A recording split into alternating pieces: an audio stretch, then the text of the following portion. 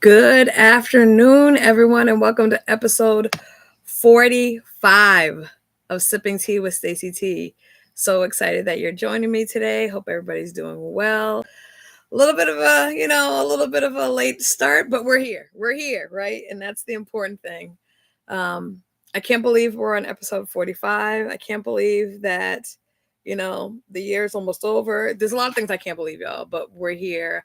I'm excited to have this conversation with you, waiting for people to come on in.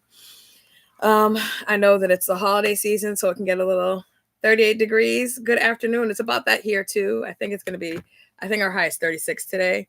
Are you guys still snowing out there? I know that a lot of the Midwest and yeah, I think it's basically the Midwest got a lot of snow still. I knew some people that were over it. They were like, I'm over it. I can't stand it anymore. I'm like, well, you kind of live in an area where there's going to be some snow. So they deal with it, but it's not that everybody loves it, right? Like, let's be honest. No, it rained yesterday. Okay, so it took away the snow. But how's everybody doing? We can see the grass again. Yeah, we can see it out here too. I mean, it's brown, y'all, but we can see it. We can absolutely see it. Just gonna put on my do not disturb so I don't have my phone ringing during this. I'm praying that everybody's doing well. I know that this time of year, and I spoke about this on TikTok. I feel like this time of year, people talk about it being the most wonderful time of the year, but for a lot of people, y'all, it is a super stressful time of year. People get all out of control. People get nasty, and it doesn't always seem like the most wonderful time of the year. I'm like, do we remember like why we're doing this time of year? But it is what it is. I'm just hoping that everybody makes it out intact in one piece. Today I am, again, this is episode 45. Y'all, I'm just really proud. I'm really proud of, where this started. And the reason why I'm getting a little nostalgic, if you will, is because, man, God has brought me through such a journey this year. And I'm just like even looking at the fact that like I basically have next to no makeup on. My skin is skinning, it's doing whatever it's doing. I mean, I have my lip gloss on because, and I had to draw my eyebrows on because y'all,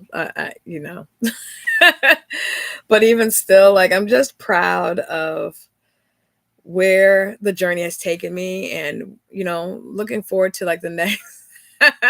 Tiffany, I still had to do that. I still have to draw my eyebrows in. I can't not do that. Um, but I'm really proud of where I'm standing right now in my journey. I'm really proud of allowing for me to just be me and recognizing that just me is enough, regardless of how people see it, regardless of even if people don't agree with me. I'm in a space where I'm recognizing that me, just me being Stacey is enough. And whoever God is going to bring into my life or take away from my life, it's intentional. And all the things, even though they may be painful, all those things are going to work together for my good. So I just have to lean into him, allow for him to do what it is that he does, and that's it. So that's where we're at today. Episode 45. My gosh, it has been quite a journey.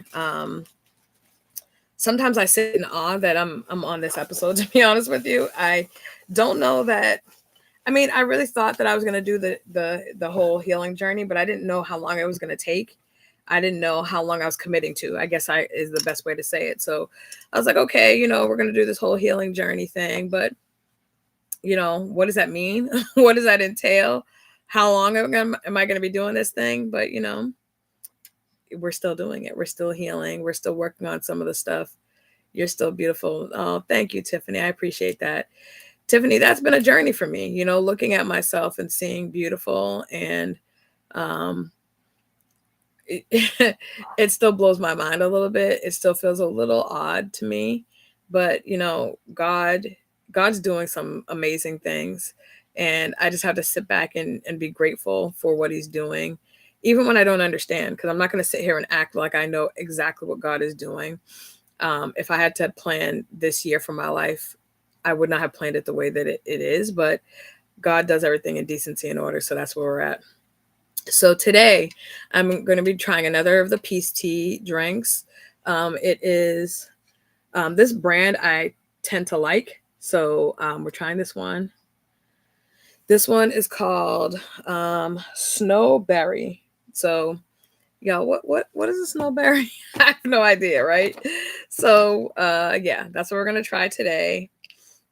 I've never. When am I supposed to shake this up first before I open it?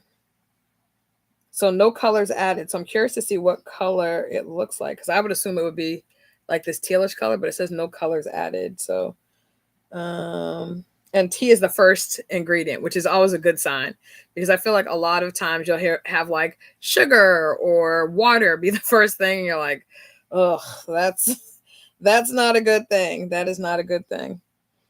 So yeah, let's try it out. Let's see what's what. It didn't say to shake it, so it smells good. I don't. It looks like tea, y'all. That in itself makes me a little happy because I was really expecting it to be blue. So this is it. This is this, which again is peace tea.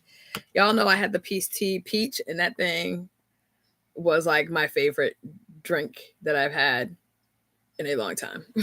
So, and that one my sister had found for me. So I was like, okay. And then I was like, wait a minute, let me try to find more tea drinks from the same brand. Let's see if I like it. So here, you guys can have the first sip. Y'all see I have my candy cane my candy cane nail. I had to try to do something festive.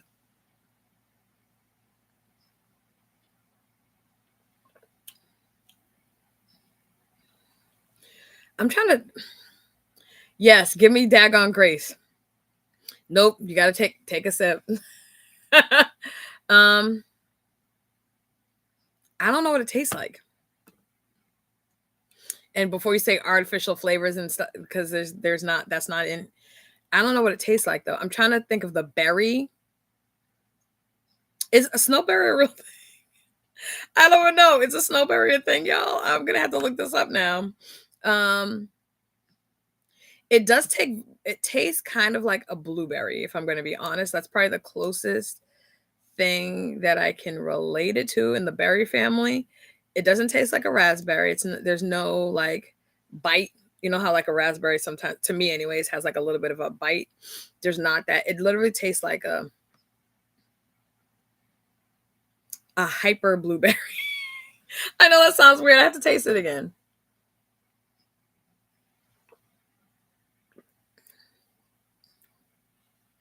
Yeah, it tastes like a maybe like a hyper. This is not like if you're thinking of like the drinks that I've had before that are like the not the Arizona iced teas, but like the what were those ones that have a ton of sugar? I can't think of what they were called. But it doesn't taste. It's not like that either. You're tasting more of the berry than anything else. The only thing that I wish that there was more of a, and I guess it's the tea that is berry flavored, maybe, or maybe it's a berry tea. I don't know, but I'm not tasting. I'm not having a lot of the taste of a tea, and so I'm kind of missing that. North American deciduous shrub known for its clusters of white berries that persist in winter, offering late season. Okay, so that's why I found it now and not any other time of the year. Okay, so yeah, it does. I mean, the taste of the berry is enjoyable. I just was like, what is this? I don't think I've had it before. So try it out, guys. It's not bad. The brisk tea, yeah, that's the one that has a ton. It's like sugar with some water. But obviously I like it because y'all, I love sugar, right? So there's that piece. All right, so we're gonna get started. Not this though. I feel like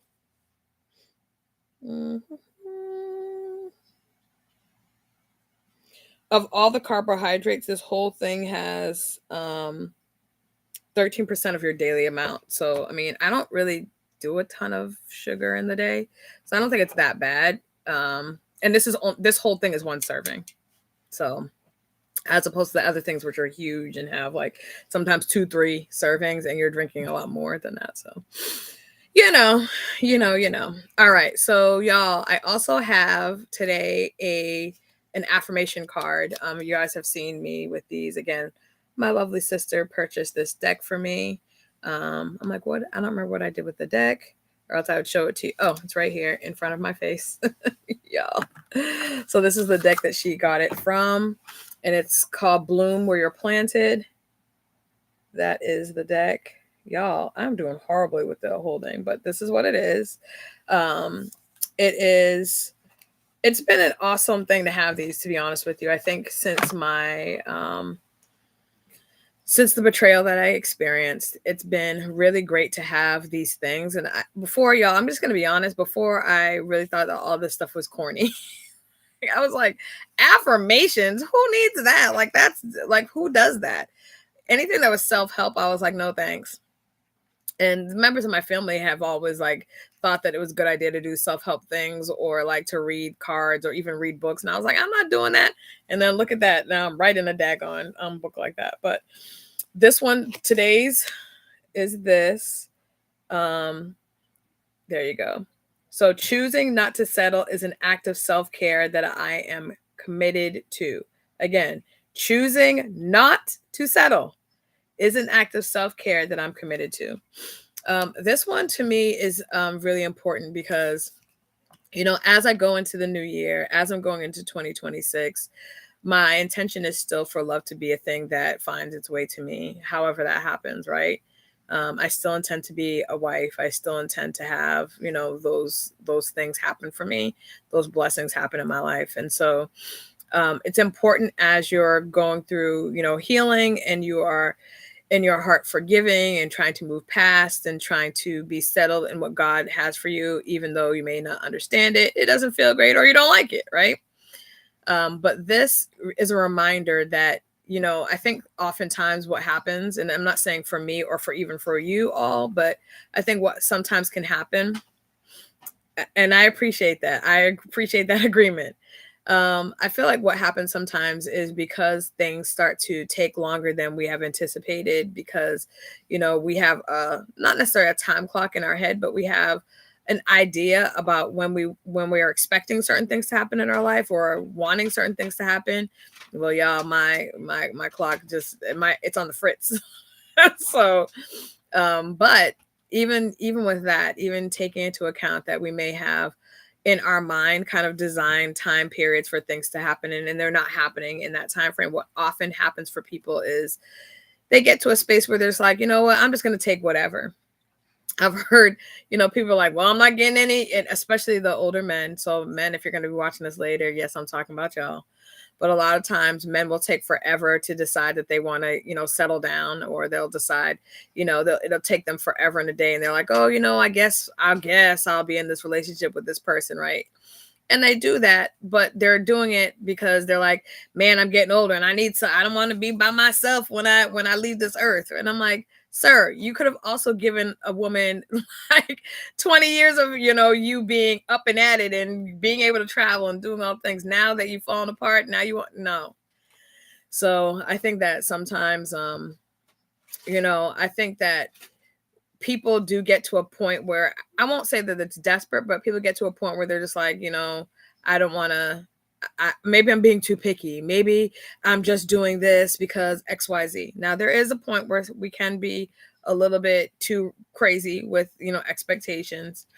But I think that it's also important to remember this card, which is choosing not to settle is an act of self-care that I'm committed to, because you do deserve the best. God intends for you to have things that bless you. He intends for you to be in a situation where you're able to move forward with, you know, happiness and wholeness and all the things. So I don't want you to get to a point where maybe the devil's whispering in your ear, or maybe people that you know that continue to ask you, so when you going to get married? You know, that person. Okay. So when they continue to ask you that, don't make it a pledge to say, well, you know what, if by next time, because let me tell you, people make all these crazy, they call their friend from back in the day, if both of us are single when we're 50 years old or when we're such and such years old, we're just going to get married. We're never going to bother. Like, let's just do that and be done with it.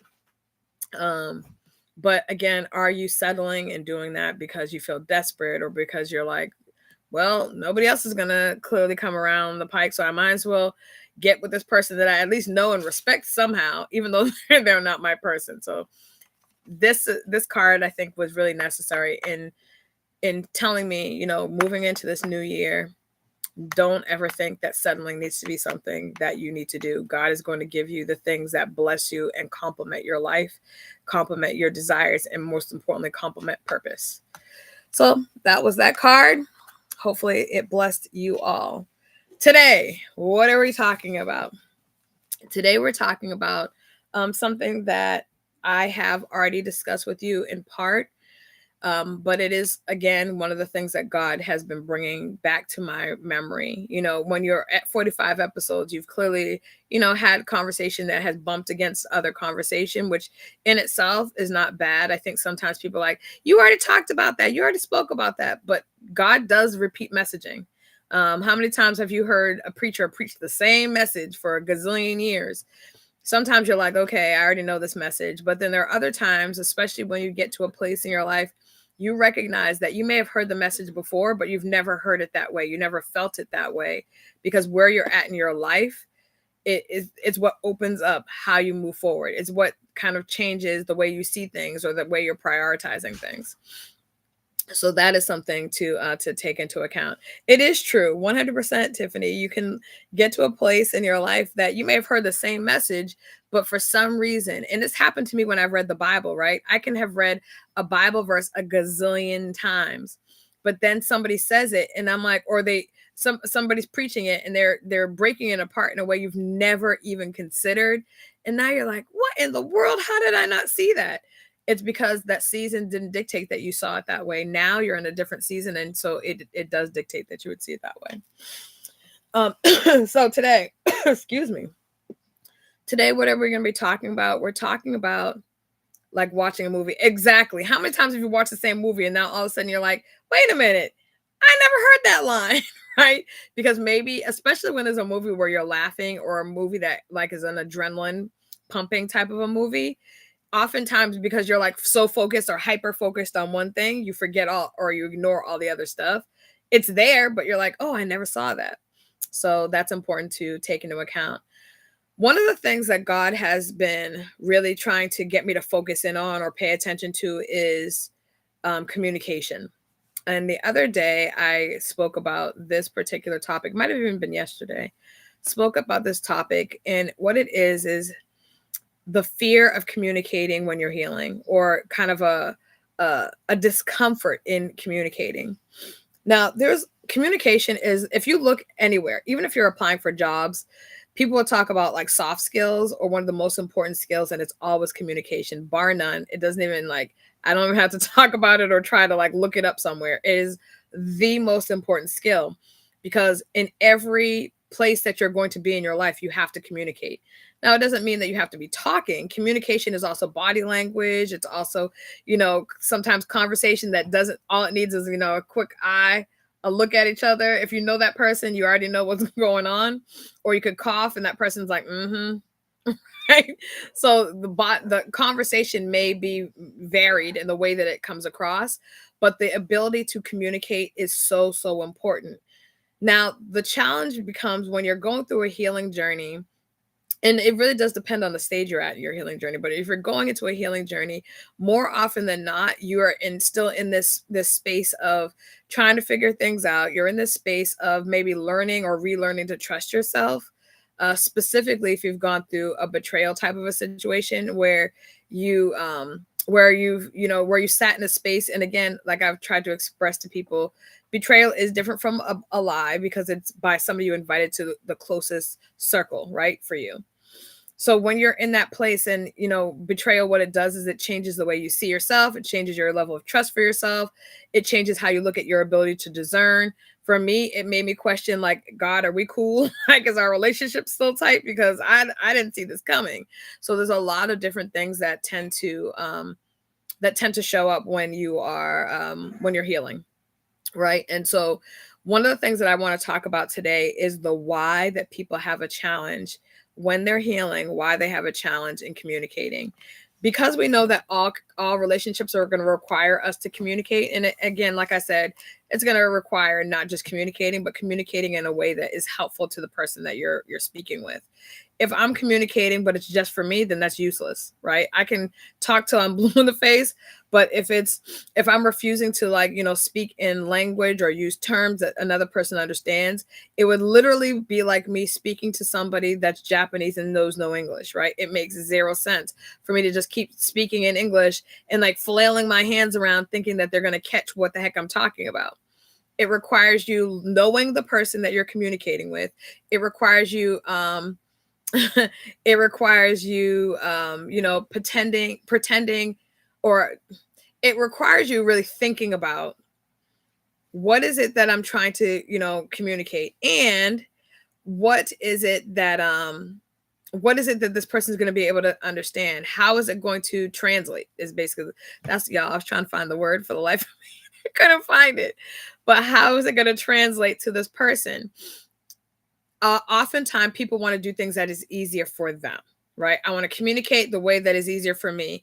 I want to show that I care about a person in a way that's easier for me. Why? Because then you don't have to think about it. But it doesn't mean that it lands the way that you need to with the person. If I'm speaking to someone who, where English is not their first language, and I'm speaking really quickly and I'm doing the most, then they may be trying really hard to understand where I'm coming from, but they just may not get it. That's the same way we need to think about relationships in general. Yes, the person may have known you for years, but the person that you are when you're healing is not the person that they may have ever met before. So you have to recognize that they're using their old frame of reference. This is how Stacy communicated. This is how Stacy showed up. And so now what I'm going to do is I'm going to show up in a way that makes me. This is the other person. I'm going to show up in a way that makes me feel comfortable. If I feel like Stacy was always, going to give me an attitude, then I'm going to address her with an attitude, right? Because I'm going to come to her in the same terms. I'm not going to try to, change the way that I'm acting. I'm going to meet her with the energy that I've always seen her with. But the problem is they may have never seen this version of Stacy. So this version of Stacy doesn't want that at all. Doesn't like that. It doesn't make her feel good. It makes her feel entirely unstable. It makes her feel agitated. And then when she feels agitated, she has to then fight not to be the version of Stacy that they knew before anyways. Because I will tell you, when you're healing, people will look for any, and it's kind of like when you get saved, right? You give your life to God and now you're trying to walk in a different way. There are people that are only willing to see you as the version that makes them comfortable, the version of you that they can categorize and they feel like they know, right? That's the only way. They're not willing to see that you've changed. They're not even willing to see you're working on a change. They want to keep you in a category that their mind understands. So the problem then becomes you're fighting not just to walk in this new place that you're in. You're fighting against stereotypes. You're fighting against the version of yourself that you no longer even relate to. So for a lot of people, they decide, you know what? I'm just going to check out because I can already see the judgment in this person's eyes. I can already see how they're trying to address me. And instead of crashing out, instead of becoming Hulk Stacy, instead of giving them what it is, because I feel like some people, they really want you to stay in that because there's something about you staying in a broken place or in a hurt place or an aggressive place that brings them a calm because it's what they know, right? It's their normal. And so you're fighting against all of that and trying so hard to be the newer version of yourself.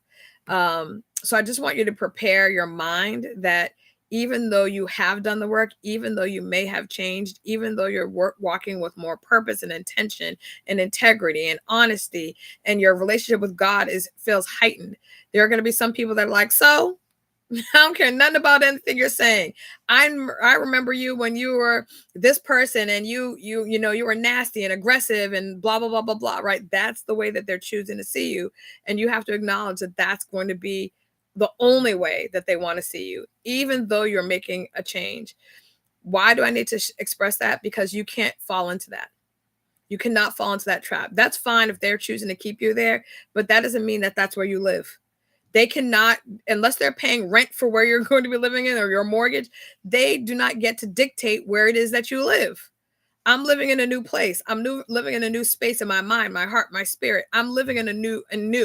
If you want to keep me in old, that's cool for your mind, but I don't live there. So basically, everything you're going to be sending to me, your aggression, your attitude, your nastiness, your any of that stuff that doesn't do anything for you, it is going to be returned to sender. So you can take that back where you sent it from.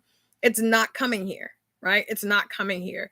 And that can be a very difficult journey. So I wanted to express that because that's something that God gave to me is, you know what, Stacy, it doesn't matter how much effort you make, there are going to be some people that refuse to see it. And if they refuse to see it, then what? That's the question that you have to ask yourself. If they refuse to see your change, then what? What does that mean for you? Does that mean you're like, well, if they haven't seen my change, then maybe I haven't done enough? Does that mean, because they haven't seen my change, well, then I'm just going to give them, I'm going to give them the smoke that they want. They think I'm going to come out here, guns blazing and attitude flaring at 1,000. Clearly, that is what they want because that's what they're coming to me with. Then, hello, welcome to Hulk Stacy, right? That's a decision you can make. You absolutely have whatever ability to make any choice that you so choose. However, what does that do for you? In the moment, it may feel wonderful, right? I'm not going to sit here and lie when somebody is coming at you, and you're trying so hard not to be that person. There's a point where you are just like, you know what? Let me crash out and I'm gonna pray later. That's what we're gonna do. I'm gonna crash out. I'm gonna tell them about themselves. I'm gonna tell them this, that, and the other thing, and then I'm gonna pray to God for forgiveness, and then we're just gonna go about our business. And it sounds really good, but the problem is that's not a lifestyle. Like that's not a pattern that we can continue to do. And y'all, at my big age, like that's not where it's at for me. That's not where it's at for me. So I really need to revisit the why people get terrified when they're communicating. And there are a whole list of reasons. We've gone over it before, but again, when I was going like preparing to do some of my stuff on TikTok, God will tell me, talk about this day, or there'll be something that I flip to, and it's even though I flip to other things, he's like, no, like go back to that. I don't know if that's ever happened to you. It's kind of like when you decide to read the Bible and you flip it open and you're like, I already read that before. So you then flip it closed again and then you flip it open again and it opens to the same daggone page. And you're like, wait a minute, I didn't have a bookmark here. Why are we, why is this in what we're talking about? So again, there are reasons why communication can feel terrifying. I think what it is, you're in a space where you're already vulnerable because when you're healing, everything is vulnerable. Everything is open. Your experiences, your trauma, all the trigger points, ways that you've been dismissed or diminished, all those things are like in your face. Everything feels like a frayed edge, right? Like kind of like electricity. Everything feels like that. So when someone or something comes into our path that kind of ignites us or pushes us into that frayed electrical charge, then it kind of sends off a whole thing in our body. And it is challenging for us to manage our way through it. The reason why, and I'm just going to read to you what I wrote. Something we don't talk enough about is how terrifying it can feel to express your needs when you're still healing. When you've been ignored, when you've been dismissed or betrayed in the past, communication stops feeling safe. So let me read that again. Something we don't talk enough about is how terrifying it can feel to express your needs when you're still healing. When you've been ignored, when you've been diminished, dismissed, or betrayed in the past, communication stops feeling safe. So a lot of people, they're like, just talk it out, just talk it out. Y'all, I get it. I get the logistical reason, the logical reason why you want to have a conversation.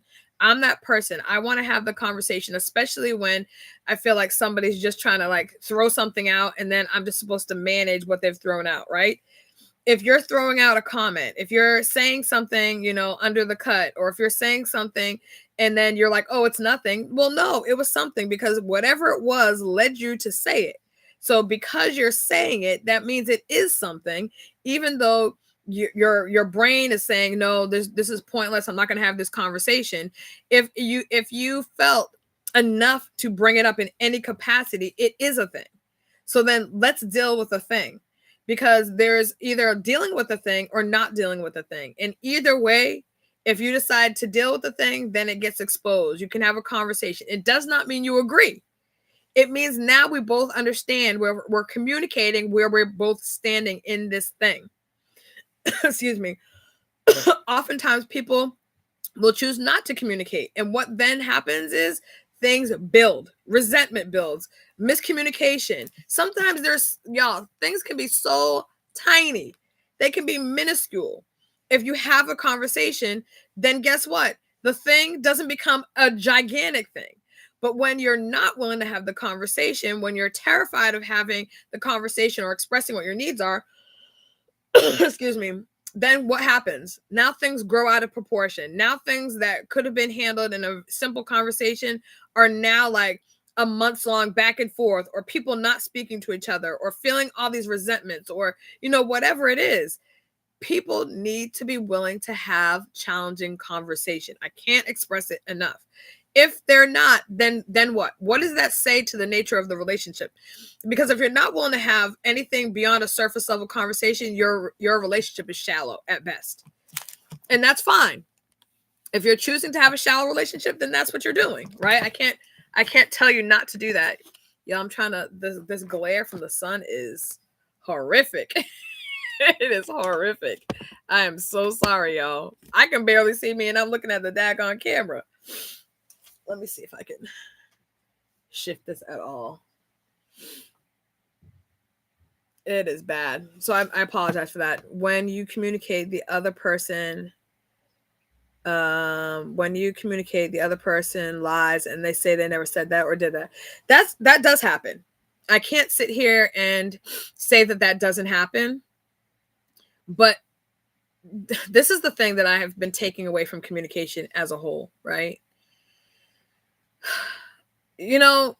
Communicating, yes, it does. It's something that happens with more than one person, right? If you're having a conversation, obviously you're communicating with more than one person. That being said, freedom doesn't require that the other person agrees with you. It doesn't have to. Freedom does not dictate that the other person even acknowledges their wrongdoings. Freedom doesn't dictate if the person always has to make it your fault, right? Freedom doesn't dictate that the other person has to make it this, well, you did this and so I did, it doesn't, none of that.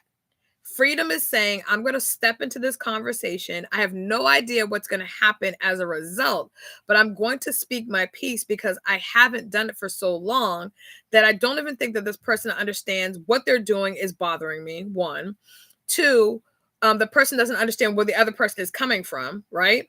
Because as you're healing again, the things that you kind of see or you're exposed to feel different. So things that you may have tucked away as non-important, how somebody says something to you, the little jokes that people make, the tone that people take when they're speaking to you. Guess what? Maybe for years you've kind of passed it off as, well, that's just who that is and that person will never change. The fact of the matter is you have changed. So it does not make a difference if that person is not healing. It does not make a difference if that person is choosing to be the same way they've always been. The fact remains that you are choosing not to be the way you've always been. And for that reason, you need to be making decisions and having conversations you may have never discussed or had. Is that always easy? No. Does it make you feel vulnerable? 100%. Does it feel dismissive when the person is not willing to have a conversation? Because this is also true. You may choose to have or ask to have a conversation and the person says no, then what? Right? Then what? Then where are we at? If the person says, no, I'm not going to have that conversation, blah, blah, blah, blah, blah, they give you all the reasons. And then what are you supposed to do with that? You have to respect the fact that they're not going to have a conversation. But what that does is it also gives you this sense of acknowledgement that this person is not willing to do what it may take for your relationship to be as whole as it could be. How does that make you feel? Is this something that you can handle? Is that something you can manage? Those are decisions that you have to make. I can't make those decisions for you. But as you're healing, I will tell you some of the people that have been around your in your life, you're going to feel like they no longer have a fit. That doesn't mean you're like, okay, bye y'all, it's been real. I've known you for a gazillion years, because that may not even be possible, right? Because it could be somebody you've known, somebody you work with, somebody you own business with. It could be the person you parent a child with. It could be your family member. So it's not always an easy like deuces, see you later. But the closeness, the proximity, how much access you grant them may indeed change. So it's important for you to recognize how you are feeling in these situations, and also acknowledge, guess what? I'm in the space that in my mind I recognize that I'm changing, but I don't necessarily know how the other person is changing, or if they are, or if they're welcoming change at all. So that's something that I want you to be thinking about. The other thing that I know why people choose not to communicate is oftentimes when you finally get the bravery to have a conversation, right? And I'm not just talking about your typical surface level conversations. I'm talking about the meaty conversations that may have always needed to be had, especially when you're involved in things like family secrets or family challenges, or, relationship issues. A lot of people don't want to deal with those because, man, if I bring it up, then it's going to, cause tension. Well, ma'ams and sirs, it's already causing tension. It's causing tension in you. So at what point do you matter in this conversation, right? At what point? Because if you're trying to heal, you can't keep choking down pain or discomfort because of how it will impact someone else. That's not selfish. That is adulting. That is adulting. Yes, they may not like how the conversation has to go. And I'm not saying, be nasty or rude, but they may not like it because they don't want to talk about things that are uncomfortable for them. Period. They just don't want to welcome it. Why? What is the point? I don't understand. Da, da, da, da. Like, they may have all the reasons, all the excuses, all the things. You have to work on getting you, ask God ask God to do what he needs to do with that person. But at the end of the day, you have to make different choices and different steps and have conversations that you've been avoiding that have caused you to be bound for years. And if you're like me, for decades. And that's the space that I'm at, right? That's the space that I'm at. Not everybody's going to like it. And that's okay. I'm okay with that. I'm okay with that. And it feels very different to be willing to have conversations that make people feel agitated. And it's not like I welcome, like, let me have a hard conversation today. No, not the case. And do I still sometimes like, ugh, or have to take a deep breath, or have to like close my eyes and ask God to help me? 100%. 100%. And I think that's wise. You should always ask God, to help you with a conversation that may be challenging, because you really are hoping that, one, God is able to help like kind of mediate the conversation and where it's going. But you're also hoping that, the pain that may still be spilling out of you doesn't spill into the conversation, right? It doesn't mean you don't address things. Like, if the person has constantly been mean to you or constantly been dismissive to you, it's okay to say, you know what, I'm really wanting to have this conversation with you, but I just want to know, are you in the space to have it? Do you have the bandwidth to have a healthy conversation right now? Do you have it in you to, have a calm conversation? Because I don't really have the energy or the desire to have like a really, a challenging conversation that's hurtful like that. I don't want to hurt you, and I don't want to leave hurt from this conversation, but I have been feeling hurt. So I want us to figure out how we can speak in a way that is healthy and helpful. So that's something to think about. So the thing that I also want you to take away from, what I've been experiencing in this healing journey. And, it's amazing that I've been able to look back on childhood version of Stacey all the way through middle school, high school, young adult, and then older adult versions of myself, and have been able to see patterns of behavior. And I've been able to see areas where I was very, y'all, the word reticent came to my head, but I was very hesitant to have conversations that were hard, right? I was very hesitant because I just felt like they were useless. I felt like they were conversations that were going to just be going in a circle, because people are like, I was in the space of people are who they are. If they don't think that there's anything wrong with how they've come across, then they are not going to change. They don't think that there's a need to change. I am who I am, and this is who I am, and I'm this age, and I've been this way, and da da da da. Like, people, there are some people that literally, y'all, are not doing any health self work. They're just not. And so for me, I was like, man, if I have this conversation and then it goes nowhere, then where does that leave me? Because that's where where it leaves you is you have to like think about what you want to do with that. Are you wanting to like not do anything with that? Are you wanting to, continue the relationship? And then if you are, what does that look like for you? These are real conversations you have to ask yourself. I can't have those conversations for you or with you. You need to be asking yourself, okay, well, I didn't expect this to be, this stage of the journey, but this is where we find ourselves. So now what the heck do I do with this? Those are things you have to ask God for help with. Because I'm not going to sit here and lie to you and say that every single conversation you're going to have, even if you intend or even if you walk into the conversation in a positive manner, right? You walk in, saying, okay, I'm going to have this hard conversation. I know we've never had this conversation before, but it's been boiling, it's been bubbling for years. I can't get past, or can't move forward in my life without having this difficult conversation. I know that this person is not really wanting to have this, but I need to do it for my mental, emotional, and spiritual health. I'm hoping that they're going to be open enough and they care enough about me growing that they're willing to have a conversation, even if it makes them feel uncomfortable. Having a tough conversation does not mean that you're going to feel comfortable or the other person's going to feel comfortable. My hope or desire is that people care enough about me as a person that they're willing to enter into a conversation that is maybe well overdue, right? Or it allows for me to have a conversation that allows for us to have a healthier dialogue than we've had before. It's not to say your dialogue was horrible either. I think people go to the extreme. They're like, oh, so I was always mean and nasty. No, I didn't say that. But you also say these little snakish terms, or you also say these little things that, hurt my heart. And maybe you're not even aware that what you're doing is damaging me. And so as an adult, now I'm willing to say, hey, just so you're aware, how you say that or the way that you have this conversation has been hurting me. And I don't even know if you're aware.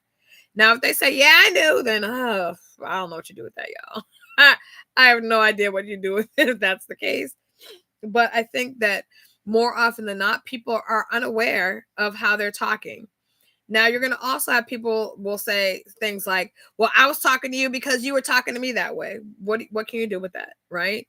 That may be the case for the person that you were before, right? And you can apologize for that if you haven't already. If you've already said, I know that we've both come to a place where blah, blah, blah, blah. You said some things, I've said. So if you've already set the conversation, you've already said, hey, I'm coming to you in this moment because I know you've done some hurtful things. I know I've said some hurtful things. So we know that that's the case, but I want for us to have a healthier conversation ability, because you matter, but I can't continue to have conversations that cause me pain because I don't deserve to be in pain. And I don't think you're looking to cause me pain.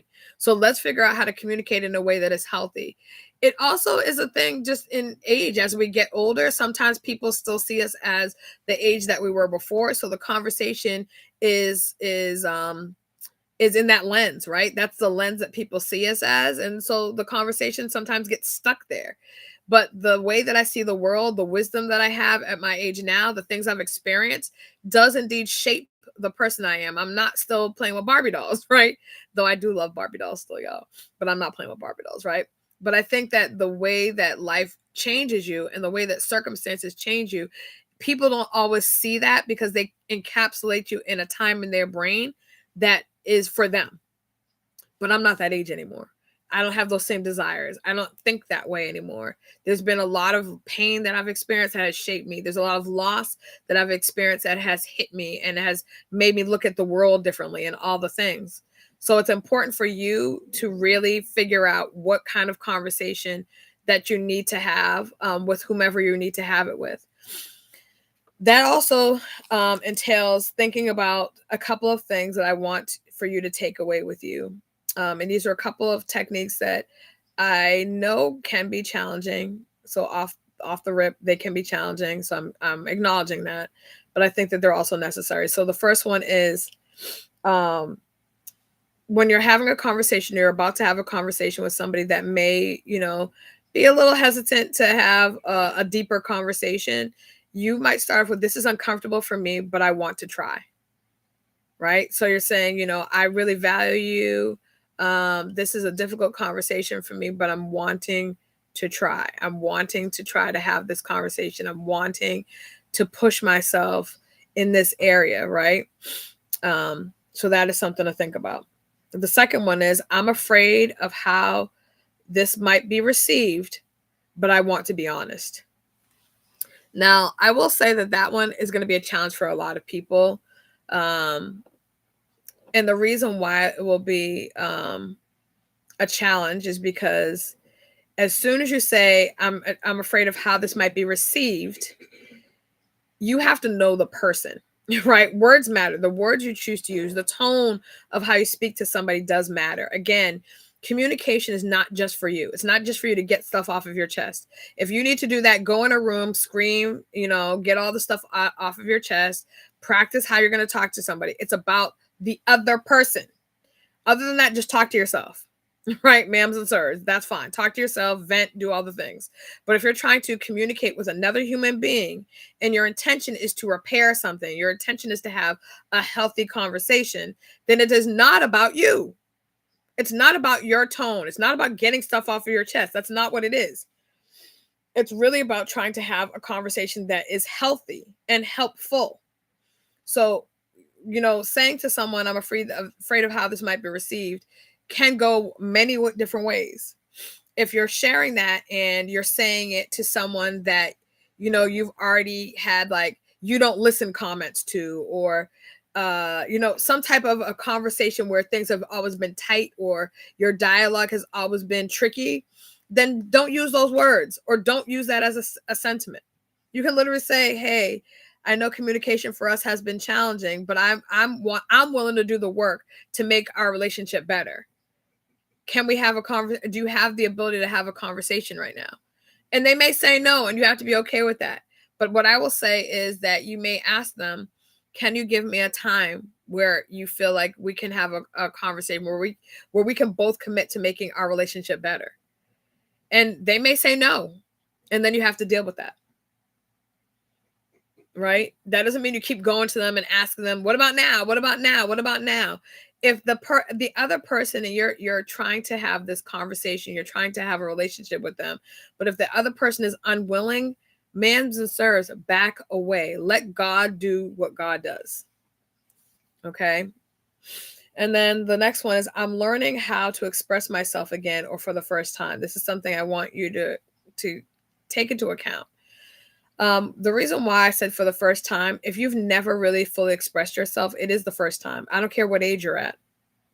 Whatever age you find yourself in right now, and you've never been a person that has expressed how you felt, you've always choked it down. Your family members were overwhelming, overpowering, overbearing. The people that you grew up with, they just had these big personalities, and so you always just kind of shrunk into the background. You may have had a lot of great things to say, but you just were like, I'm the sidekick character. Y'all, you are main character energy, and I need for you to know that. You are all main character, and you're nobody's sidekick, period. Okay? You are the main character in your story. God saw you as a main character. He died for you on Calvary's cross because he sees the main character in you, the person that is holding purpose that he intentioned just for you. So that is not sidekick energy. Okay, you're nobody's sidekick. You're nobody's person to just be, thrown into the corner and dismissed and diminished and belittled. And your thoughts and your dreams are made to, feel like they're nothing, or something that's entirely unattainable, because people are choosing to see you through a lens that God does not. So it's important that we stop worrying so much about the lens that other people subscribe or prescribe to us, because I'm not taking that. That is not a diagnosis that I am taking. God sees me as what God sees me as. And that's not my problem that you're choosing not to see me in that space of growth. It's not I can't be worried about that. That's a God and you thing. I can pray for God to expose you to who I'm becoming, because that's the whole thing. A healing journey is I'm becoming Stacy. Yes, was I this, that, and the other thing? Everybody has a past. Everybody has a different way that they've shown up in the world, right? But as I'm working to communicate, as I'm working to show you who I am, if you have an unwilling spirit to see me as different, then I cannot. What battle am I fighting? I got other stuff to be doing. I can't sit here and keep hitting a brick wall because that's the choice that you're making to see me as, right? So I just wanted to be clear. Yes, you should invest in having conversations that are difficult. 100%. You should invest in giving people grace as they navigate the new version of you, because it is a change for them. They may have not seen you as this person, but what you're not going to do is allow for somebody who refuses to even give you that bit of grace for you to kind of put you in a box because that's what they're used to seeing you as. That is not what you're going to do, because what that does is that diminishes you again. That puts you in a space where your voice doesn't matter, your value is shrunken, and that's not it. We've done that already. We're not living in a bound space. We're not allowing for other people to put us in bondage, and we are not going to do it for ourselves. Working through your healing journey is literally throwing all these compartments that you've done and had for so long, throwing them away. I'm not putting them somewhere to be used again. I don't want to do that. It was exhausting. It wasn't helpful. And guess what? The dam broke, right? The dam broke. All those things that you've been holding behind that wall of the dam, the pressure pushed through the wall cracked a little bit. And so you might have seen little pieces and versions of yourself poke out when that wall cracked just a little bit. But then the pressure just kept building and building and building. People talking about you, people diminishing you, people, making you not feel like you had value, people making you feel stupid or not, whatever it is, whatever it is. And then you adopting that as your truth. Right. So not only did they say those things, but you start to let those things sit in your spirit and become a thing. Right. You were giving life to that thing. And so it's important that we recognize that's not it anymore. Going into 2026, we have to be very intentional about what we're bringing with us. I'm not bringing that. I'm not putting other people's thoughts about me as bigger priority than my thoughts of myself or God's thoughts of me. I'm not giving those more priority. It's not that I want people to think badly about me, but I can't control. I've learned I cannot control how other people see me at all.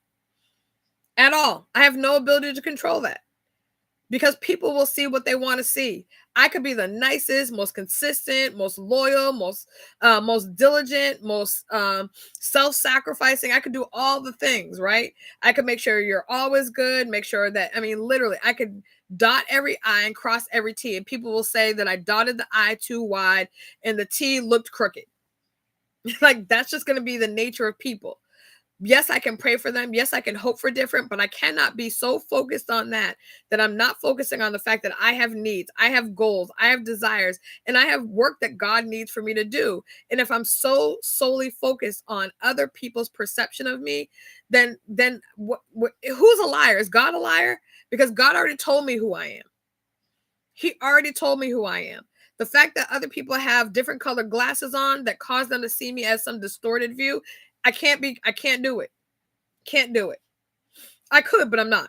I'm not doing that because it's exhausting. And again, it doesn't help me because I have work that God needs me to do. And if I'm sitting here still spinning my wheels about, oh, this person doesn't like me. Oh, this person misunderstood me. Oh, this person, y'all, then what?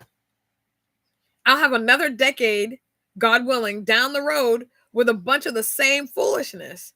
I didn't go through this year and get dragged through 2025 for my 2026 to 2036 to look the same. I didn't do that. I didn't go through this hell of a year for that. That is for sure. So some things about Stacy at the beginning of 2025 and the things that are here now at the closure of 2025 are starkly different. They are day and night. Some people will choose to see me at night. Like, that's what they're gonna, that's it. Their viewpoints, their opinions, their conversation about me is stuck there. Good for them. Congratulations. Be blessed. Continue to see me that way if that suits you. But if you're wanting to actually know who I am, perhaps you inquire with God about the changes that he has made in me, because I see them. And I'm one to tell you that there's areas, and I've said it, man, I messed up in this area, or man, I still need to work on this area, which is why God will bring something to my remembrance again. And when he brought this to my remembrance, it's Stacey, still continue to have these hard conversations. Have the tough conversations. Will everybody receive them? No. But it's about me doing what God is telling me to do. What the person perceives or what they think after the conversation is over, that's on them. They need to ask God about that for themselves.